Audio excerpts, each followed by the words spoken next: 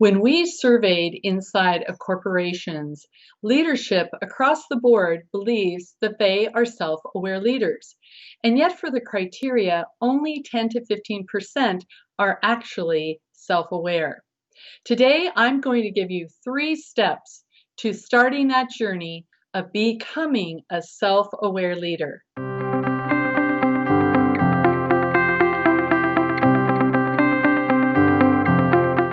Hello, I'm Sarah Graves, Chief Relationship Officer for inviteCHANGE. And today we're going to look at how you can become more self-aware. And why should you care about being self-aware? Turns out it's the #1 quality of great leaders. When you know yourself better and how you come across to your employees, you'll better influence the environment that you're meant to lead. So what are the elements that you're going to need along this journey? Well, first of all, it's internal and external self-awareness. Internal. What are your core values? What are your principles? What are the things that matter the most to you, and what do you know about yourself and trust about yourself in the world? And then externally, what are other people's points of view? How do they view you? And what is important to them? Knowing this self-awareness allows you to have empathy and to listen to other people's points of view. Step 2 for becoming a self-aware leader is to seek feedback. Now, I want to be really honest with you. This was a tough one for me when I was a leader, but I had a great role model. There was a CEO I worked for, and the first day that we worked together, he came into my office, opened the door, sat down on the chair, and said, "How did you think that meeting went, Sarah? What feedback would you give me?" I didn't even know what to say. I never had a CEO ask me for feedback. I had to think for a moment, be quiet, and give him the one thing that I saw that he could have done better. A part of me didn't trust that he really wanted to know, but over the months and years, I saw that this was the way that he really built his self-awareness by asking for feedback. Many times leaders, as they go up into a corporation, can get further and further away from the truth because a lot of people will tell them what they want to hear.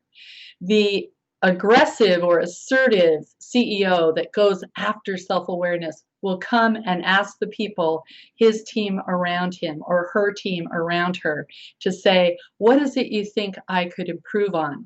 And that models that type of behavior and leadership for everyone in the organization. Step number 3, move from why questions to what questions.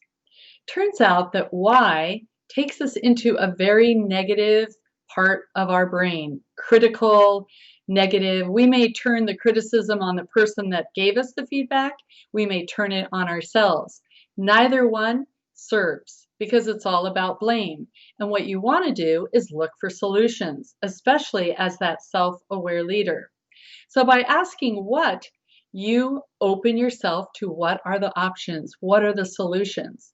You may seek that information from a fellow or sister employee and say, what could I have done differently in that situation? Because I definitely didn't get the results that I wanted. And listen for the response. You may appreciate this story. A customer service representative that used to work for me got a piece of negative feedback when she was first starting on the job. Instead of dwelling on why did she say that to me, she shifted and asked, what could I have done better? And she went to the other employee who'd given her the negative feedback and said, what did you notice about what I delivered and how could I do it differently that would have a positive result? She then got the answer that she wanted and began to change her entire behavior, and performance improved. I want to give you a great quote by the founder of Tilt, Pam Boney. But before I do, if you're an executive and you're interested in more of this kind of content and how to be a better leader, please subscribe to our YouTube channel and click the bell icon. You'll get notifications of when we have new videos. And now from Pam Boney, that self-awareness is not a destination, it's a journey. Think of it in terms of evolve yourself. Self-awareness isn't one truth. It may be many truths in one space. And you, as a good leader, a great leader, will have the discernment to make that call. And if you would like to be a great leader and manager, check out our CEO and Master Certified Coach, Janet M. Harvey's video today.